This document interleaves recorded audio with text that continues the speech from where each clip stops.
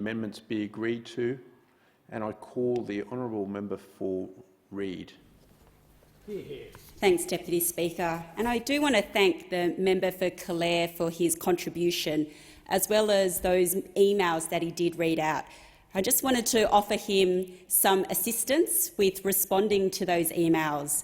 May I suggest that you put in the subject line there, "I'm sorry." I'm sorry I was part of a government that for 9 years neglected this sector. I'm sorry that I failed to value our early childhood educators. I'm sorry that I was part of a government that held as a key policy plank of ours to hold down wages, because what's the best way of attracting people to an occupation? Increase their wages, but not those from the opposition. They don't think that increasing wages is the best way to attract people to this profession.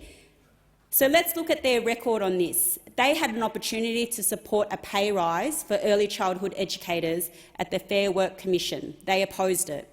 They had 9 years to try and improve access to TAFE to skill up and train more educators.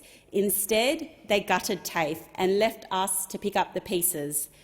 And right now, they have the opportunity to help elevate wages in the sector through multi-employer bargaining, but guess what? They oppose that too. And yet those on the other side have suddenly woken up and discovered that there is a workforce shortage in our childcare sector. This did not spring up overnight. This did not spring up over the last few months since the election in May. This has been going on for years, and they did nothing about it. I remember the day my son came home from childcare and was rattling off the names of the planets that he had learnt. He was so excited to be learning about space, and I was delighted to see his love of learning.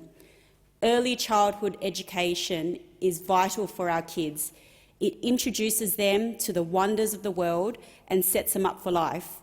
And the Albanese Labor government is making early childhood education more affordable and accessible for 96% of families with children in childcare. It is the single biggest commitment we made in the budget.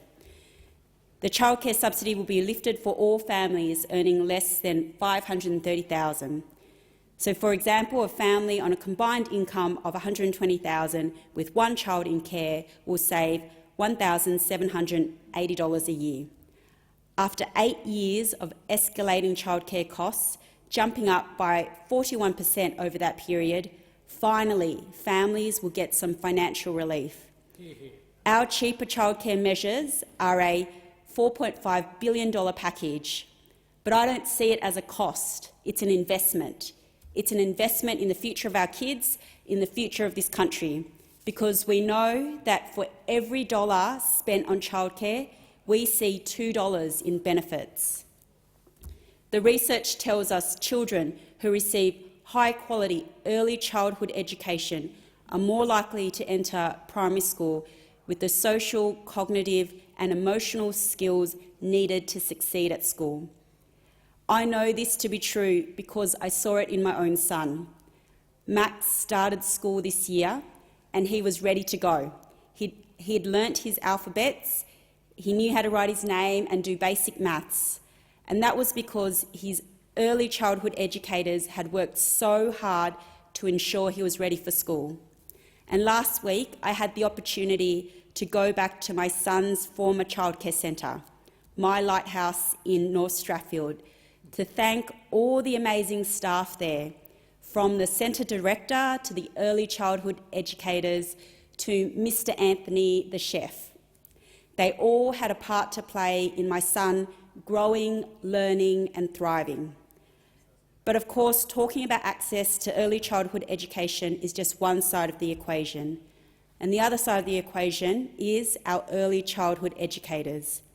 Because we know that childcare isn't about babysitting our kids, it's about educating them.